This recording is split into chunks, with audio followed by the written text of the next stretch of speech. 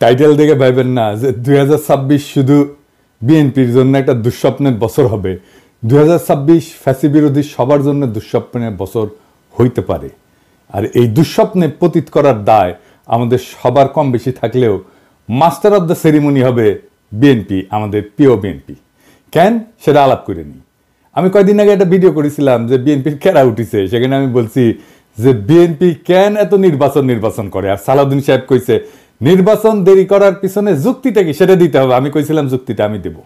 তো ক্যারা উঠলে বুঝলেন তো কোন ক্যারা, ওইটাই। ওই ক্যারাতে মানুষ যেমন উত্তেজিত হয়ে যায়, তেমন বিএনপি 2025 সালে খুব উত্তেজিত হয়ে উঠছে। এই উত্তেজনার স্বপ্ন দোষ হবে 2026 সালে।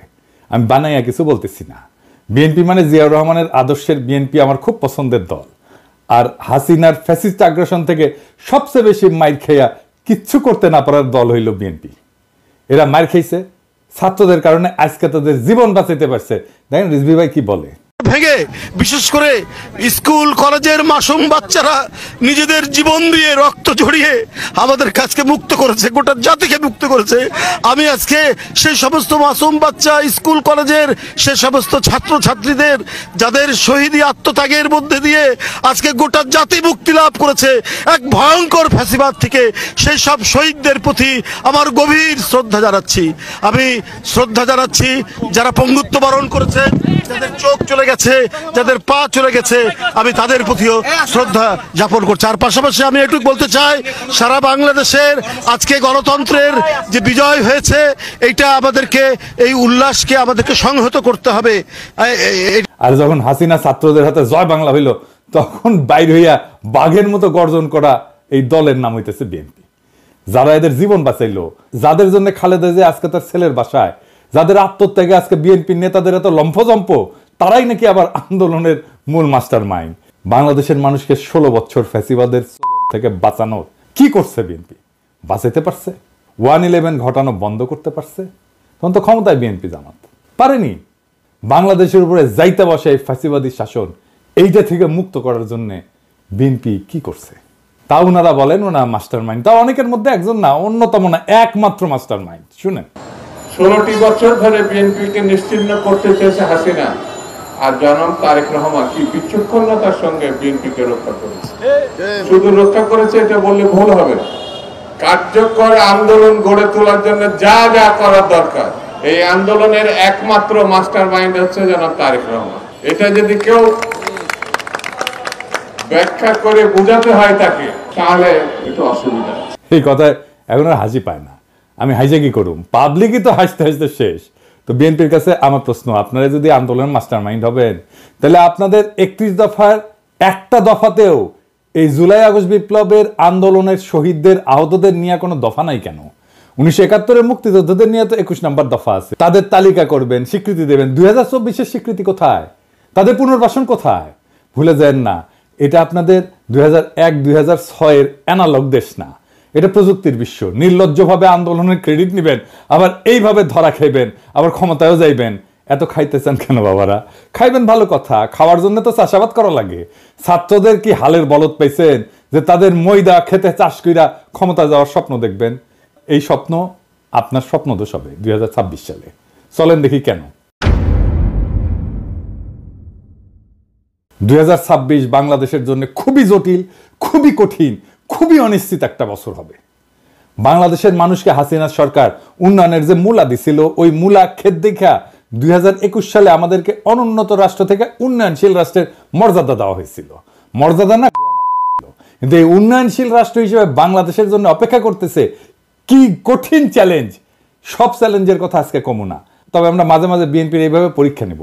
আপনাদের প্রথম চ্যালেঞ্জ হইলো না, সব চ্যালেঞ্জের কথা আজকে কমু না, আজকে কয়েকটা চ্যালেঞ্জের কথা কমু, বাকিগুলো খুঁজে বের করেন। আপনারা তো বহুত বুঝেন, সবার থেকে বেশি বুঝেন। আমাদের প্রথম চ্যালেঞ্জ হলো 2026 সাল থেকে আমরা ইউরোপিয়ান বাজারে জিএসপি প্লাস পাবো না। জিএসপি হইলো সেই মেকানিজম যেটা দিয়ে ইউরোপিয়ান বাজারে আমাদের পণ্যের, বিশেষ করে গার্মেন্টসের শুল্কমুক্ত প্রবেশ নিশ্চিত করা হয়। এর মধ্যে অন্যতম হইল তৈরি পোশাক শিল্প। 2026 সালে জিএসপি প্লাস পাওয়ার অন্যতম শর্ত হইল সুশাসন, কলকারখানার শ্রমিকদের অধিকার নিশ্চিত করা। সুশাসনের কথা কইলাম না, ওইটা আপনারা কেমন পারবেন সেটা 2001-2006 সালের কথা মনে আছে, কিন্তু কলকারখানার শ্রমিকদের অধিকার নিশ্চিত করতে আপনারা যে পরিকল্পনা দরকার সেটা আপনাদের নাই। কেন জানেন? আপনারা হলেন ব্যবসায়ী আর বুর্জাদের নিয়ে তৈরি দল। গরিব মানুষরা রক্ত দেয় আর বড় লোকরা মাখন খায়। আপনাদের যারা জনগণের সাথে সম্পৃক্ত ছিল তাদের কি অবস্থা আমি একটু পরে দেখাবো। হ্যাঁ, কি অবস্থা, বের করে দেন, নয়তো মেরে ফেলে, পিঠে মরে যায়, বনে বাজারে ঘুমায় বেড়ায়। ঢাকায় এসে রিক্সা চালাইছে যে সমস্ত লোকেরা, দারোয়ান হয়েছে, পাঠাওয়ে কাজ করছে, তাদের কোনো খবর থাকে না। সবাই আইসা তখন টেকার লোভে জড়া হয় আশেপাশে, অর্থলোভী এলিট।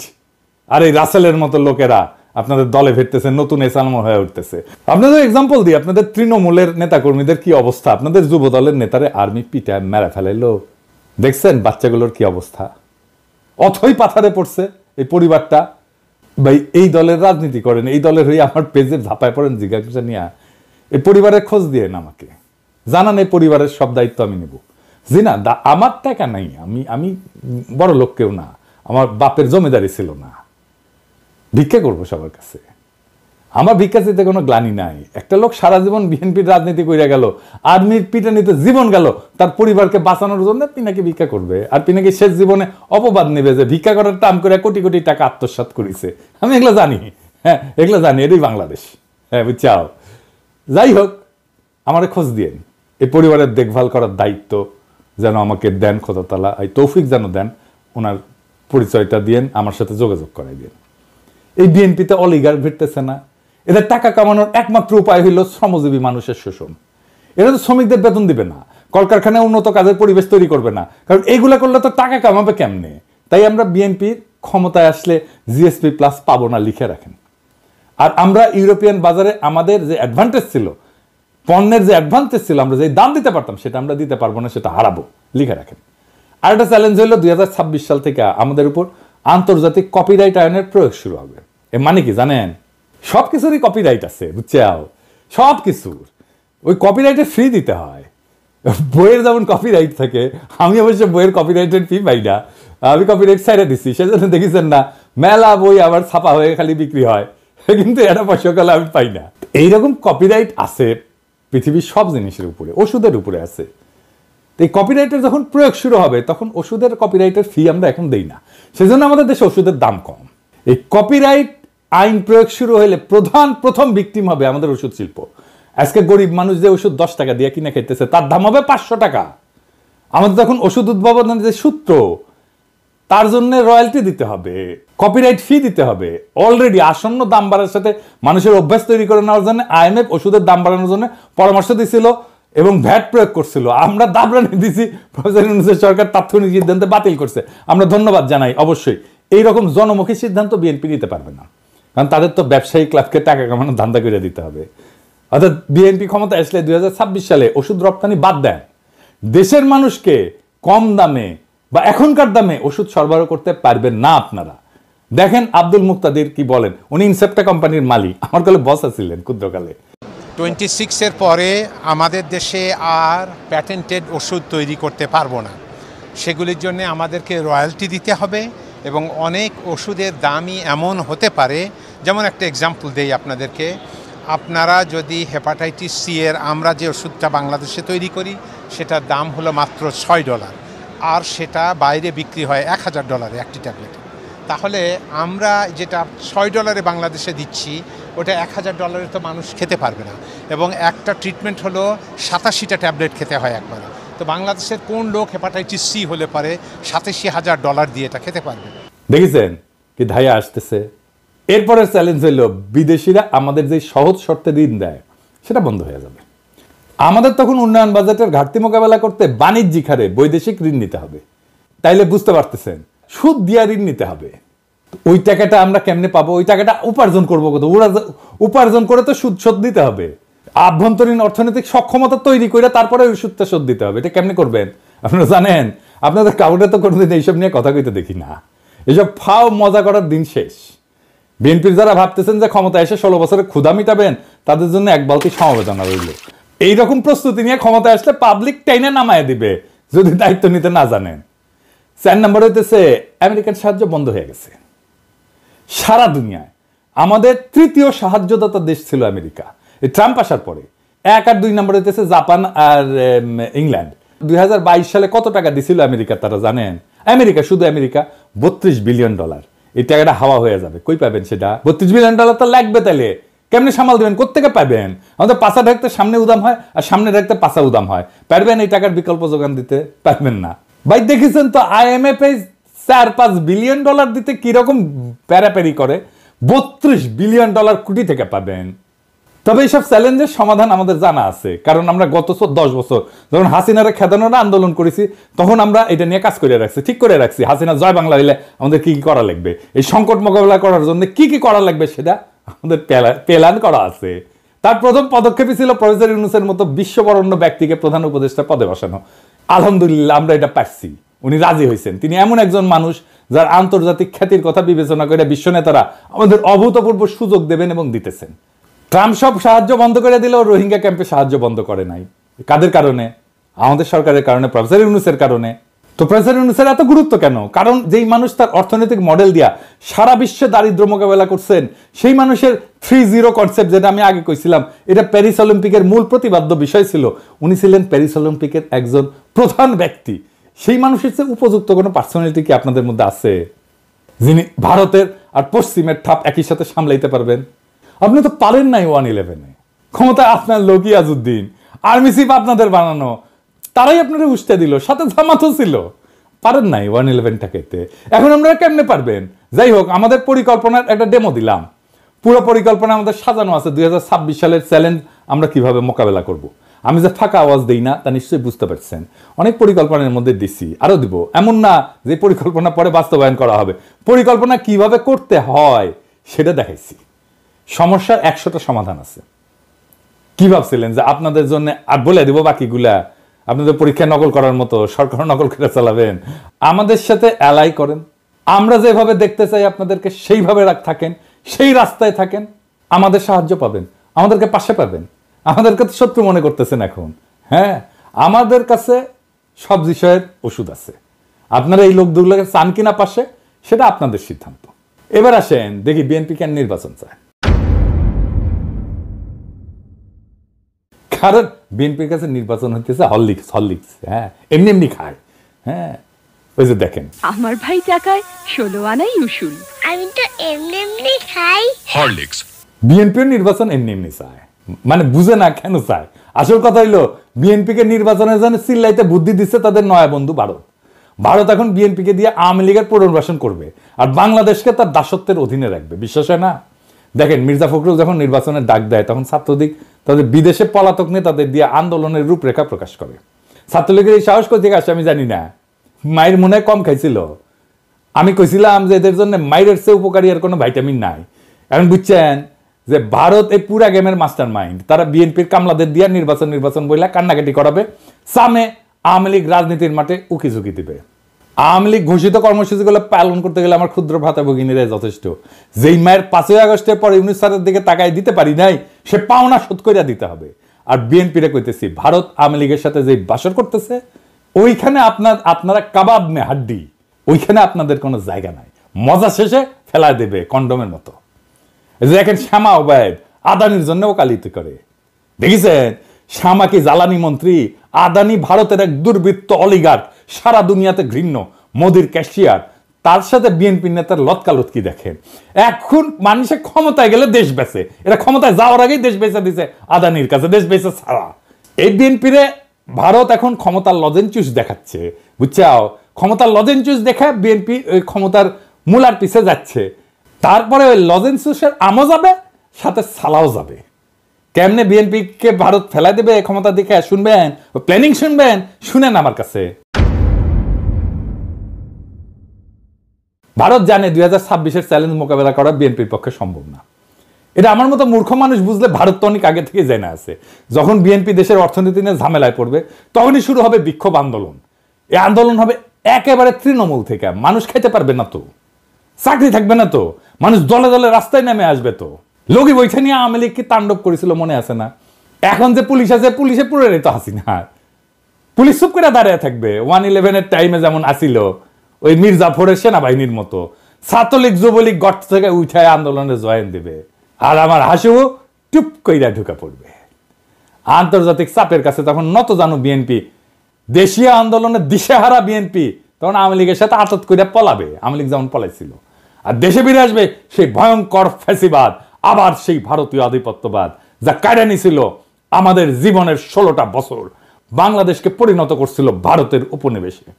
যারা কায়রা নিছিল বর্বর ভাবে আমাদের হাজার হাজার সন্তানদের জীবন, যারা আমাদের 25,000-এর মতো ছাত্র জনতাকে আহত করে চিরজীবনের জন্য পঙ্গু আর দৃষ্টিহীন করে দিছে, সেই আবু সাইদ মুগ্ধ ওয়াসিমদের রক্ত শুকানোর আগেই যেই দল নির্বাচন করে মুখে ফেনা তুলে ফেলাইতেছে, তারা আর যাই হোক দায়িত্ব নিতে পারবে না।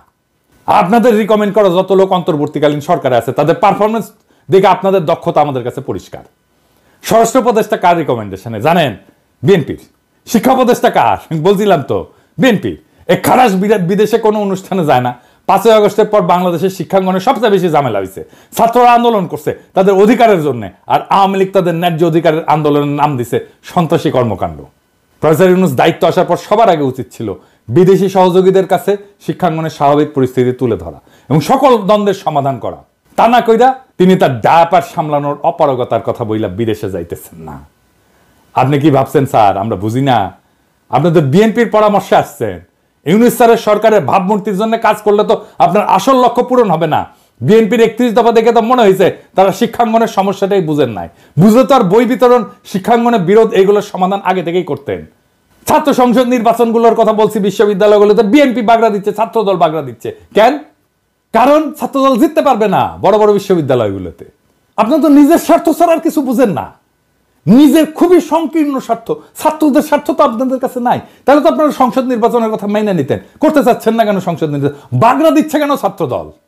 তার মানে তো আপনারা পারবেন না, এটা হারে যাবেন। হারবেন যে জন্য, সেই জন্য আপনি ছাত্র সংসদ নির্বাচন হইতে দিবেন না। নির্বাচন করছেন, ম্যান্ডেট করছেন, গণপরিষদের নির্বাচন করেন, আমরা সবাই বলতেছি। সেটা তো করবেন না, কারণ ওখানে নতুন সংবিধান বানাইতে হবে, সেটা তো করতে চাচ্ছেন না। গণপরিষদের নির্বাচন করেন, ম্যান্ডেট নেন, আপনারাই করেন, আপনারাই আসেন, সেটা করবেন না। যারা বিপ্লব করলো, যারা দেশটাকে রক্ষা করলো রক্ত দিয়া, তাদের প্রতি আপনাদের পর্বত প্রমাণ ঘৃণা, শত্রু বানায় ফেলছেন তাদেরকে। আপনার 31 দফা দিচ্ছেন, এটা নিয়ে একটা ভিডিও দিব, দাঁড়ান। দিতেছিলাম না নেহায়েত মায়া করে, এতদিনের রাজপথের সহযোদ্ধা কেমনে কঠোর কথা কই। কিন্তু আপনারা এমন ভাবে অন্তর্বর্তীকালীন সরকারের উপর ঝেপে পড়েছেন যে না দিয়া তো উপায় নাই। 71 টিভিতে যাইয়া রুমিন ফারানা এই 71 টিভির দুর্বৃত্ত আওয়ামী ফ্যাসিস্ট এনা বলার, সে একটা বদমাইশের সাথে বৈশা কেমনে শফিকের সাথে কথা বলে শুনেন। ব্যর্থতা কি দেখলেন? আমি তো এটা ব্যর্থতার অনেকগুলো ডেটা আছে, সব জায়গায় সফল হওয়া যায় না।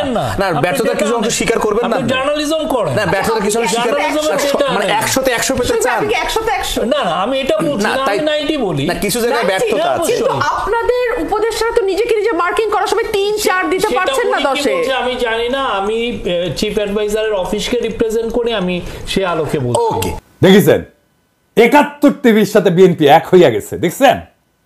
শফিক তো ভদ্র মানুষ, ছোটখাটো মানুষ। আমি যদি ওটি থাকলাম ইনি না, তোরে তুলে থাকনা মারলাম ইনি। অ্যাঙ্করের বাচ্চা, তোর অ্যাঙ্করগিরি আমি শিখাই দিলাম নি। 71 টিভি তো ভাঙ্গে চুরে ফেলছিল, ওটা বুলডোজারে কেন ঘুরাই দেয়নি? দেখেছেন এই সমস্ত? এখন দেখেছেন তো সব জায়গায় এই আওয়ামী দুর্বৃত্তগুলোর সাথে, ফ্যাসিবাদের এনাবেলারের সাথে বিএনপির খাতির দেখেন একসাথে ঝাঁপে পড়েছে শফিকের উপরে। জনতারে চেতায়েন না, আপনাদের কিন্তু ভারতেও জায়গা হবে না, মনে রেখেন কথাটা। অবশ্য আপনাদের মধ্যে রয়্যাল এজেন্ট যারা আছে তাদের জায়গা দিতে পারে। আলতাফ সাহেব তো বলছে বিএনপির মধ্যে রয়্যাল লোক আছে, জানেন তো? দেখেন ওই কি বলছেন। বিএনপির কিছু লোক আছে যারা নন আননোন না, নূতন না, পুরানা, নন রয়্যাল এজেন্ট। নন রয়্যাল এজেন্ট তারা এই দেশে যদি 100 টাকা কামাই করে 90 টাকা তারা ইন্ডিয়াতে পাঠায়। এই এজেন্টের একাধিক এজেন্টের নাম আমি বলতে পারি। আমি তো ঢাকায় থাকি, পটুয়াখালীও থাকি, কলকাতায় সল্ট লেকে বাড়ি আছে, সোনার দোকান আছে, হোশিয়ারি আছে, তারপরে পেট্রোল পাম্প আছে, তারপরে এটাকে কি বলে এই যে কমিউনিটি সেন্টার আছে। বাসায় গেলে পরে আপনি বাংলাদেশি পাসপোর্ট পাবেন, আপনি ইন্ডিয়ান পাসপোর্ট পাবেন, আপনি কানাডিয়ান পাসপোর্ট পাবেন। তো প্রমাণের থেকে অসুবিধা আছে নাকি? বিএনপির একজন শীর্ষ নেতা এই কথা বলছে, আমি বলি নাই। বিএনপির কোনো জবাব আছে?